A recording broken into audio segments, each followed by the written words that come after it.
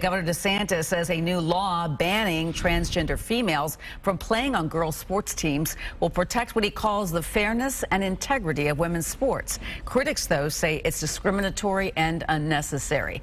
The governor signed that law today, and while a new Gallup poll shows a majority of people agree with it, one group is planning a lawsuit to try to overturn it. Chris Cato's here now with the governor's reasoning and also the reaction from the LGBTQ community. Chris. And Cynthia, the reaction, as you may expect, was immediate. Within an hour of the governor signing this new law, the Human Rights Campaign, which is the country's largest LGBTQ civil rights organization, announced plans to file a lawsuit to challenge it.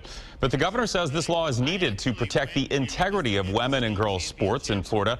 It's called the Fairness in Women's Sports Act. It makes female athletes' eligibility to play on a team dependent on what is on their birth certificate, how they are born biologically. Critics of the law, though, say the governor was never able to give any examples here in Florida where a girl lost out on a competition or a team lost an event or a game because of a trans athlete competing on the other team. But he did have footage from Connecticut, though, where transgender girls won some track and field events. And an athlete who says she lost out on opportunities because of that. She was at today's signing ceremony. The governor says he doesn't want that, what happened in Connecticut, happening here. After the false start. Other than saying we're going to protect fairness in women's sports, we believe that it's important to have integrity in the competition, and we think it's important that they're able to compete on a level playing field. And you've seen what's happened when you don't have that. He was, again, referencing that incident in Connecticut there. The governor said in Florida, girls are going to play girls' sports and boys are going to play boys' sports. His words there.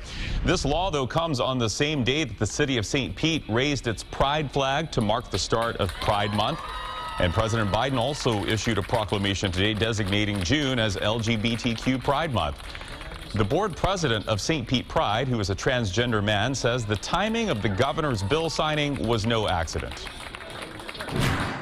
Pride is about our protest, our history, the imperfect reflection of that history, because we have forgotten many of the most marginalized that got us where we are today, and we will uplift those voices here as a part of our motivation. And make no mistake, this was intentional. He could have signed that any other day. He chose to sign it today.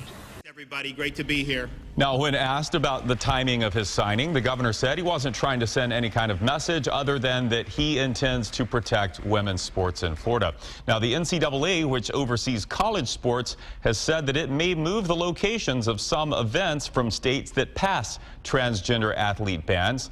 The governor said today that he will choose to protect girls over losing a sporting event or two in Florida. We will see if there is any fallout. That remains to be seen. Cynthia. We'll be watching. Thank you so much, Chris.